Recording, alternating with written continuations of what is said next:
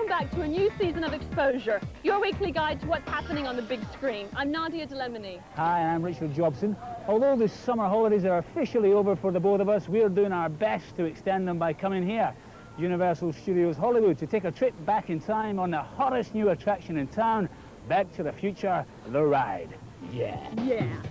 Well, after all that excitement, I'm here relaxing at the Animal Actor stage, hanging out with my new friend and mingling with such glamorous movie stars as Beethoven and Lassie.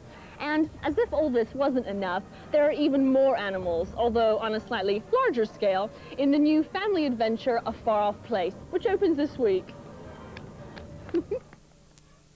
That's all coming up a little bit later.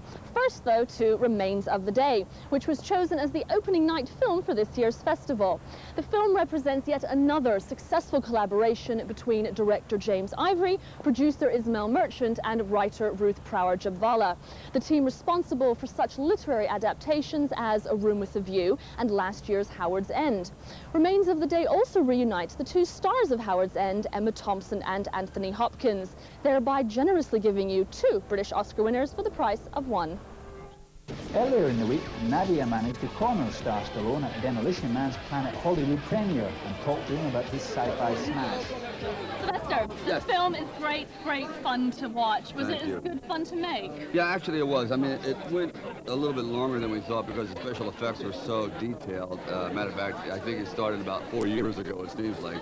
But yeah, it was a lot of fun. What was it like working with Wesley? Wesley was good because not often do I get to work with somebody who is kind of a challenge. Like in the Rockies, I had Mr. T and I had Carl Weathers playing Apollo Creed. So it's been a while.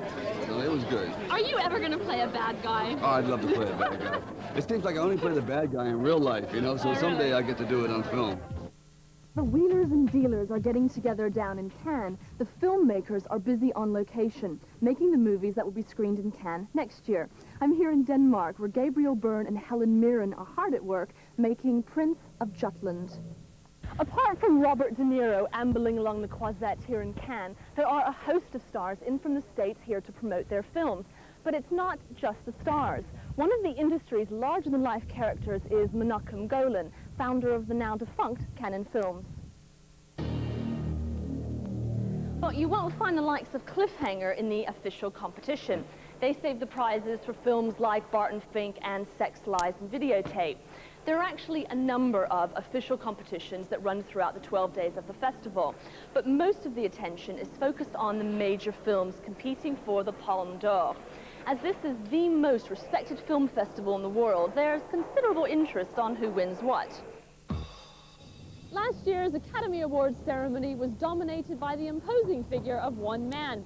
Clint Eastwood rode home with his first ever Oscar statuette for the highly acclaimed Western Unforgiven. You beat William Mundy out of Missouri. Killed women and children. And I'm here to kill you, little Bill. Unforgiven sparked the trend that's culminated in films such as Geronimo and Tombstone.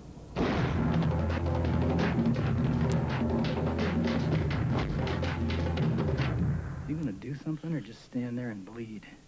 Both of these are on release here this Christmas, while Clint Eastwood's new film, A Perfect World, opens in the UK on Boxing Day. 1 year after it began its record-breaking run in America, Walt Disney's Aladdin finally opens in this country this weekend. At the moment, it's enjoying an exclusive run at the Odeon Leicester Square, where advanced booking sales indicate that the film looks set to be a blockbuster on the scale of Jurassic Park. This wonderfully witty and imaginative fable opens throughout the UK in 2 weeks, and we'll be looking at it a little bit more in depth then. But for those of you who can't wait that long, here's a little magical clip to whet your appetite. Well, tonight's guests are due to arrive any minute now, and the crowd behind me have been waiting nearly 3 hours for tonight's two star attractions. His Royal Highness the Prince of Wales and the star and director of The Man Without a Face, Mr. Mel Gibson.